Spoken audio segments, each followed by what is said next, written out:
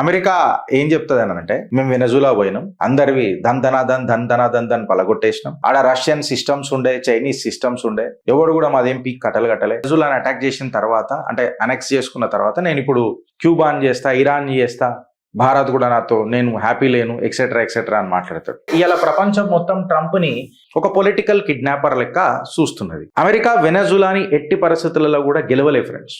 ఇది ఒక పైసలు పెట్టి అమ్మే స్టోరీ. దానంతలా అది పబ్లిక్ మాట్లాడుకొని వర్డ్ ఆఫ్ మౌత్ అని అంటాం కదా, అదైతే ఖచ్చితంగా కాదు.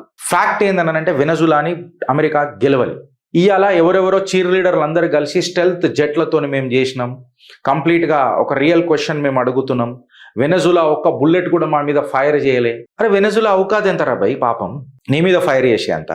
అరే హౌలాగా ఇప్పుడు ఉసామా బిన్ లాడెన్ అప్పుడు కూడా మీరు చినూక్ హెలికాప్టర్లు తీసుకొని వచ్చారు పాకిస్తాన్ బుల్లెట్ ఫైర్ చేసిండా? మళ్ళీ అది న్యూక్లియర్ స్టేటే కదరా. ఆడికి దమ్ము లేదు, ఆడి దగ్గర న్యూక్లియర్ బాంబులు ఉన్నాయి కూడా మీవే.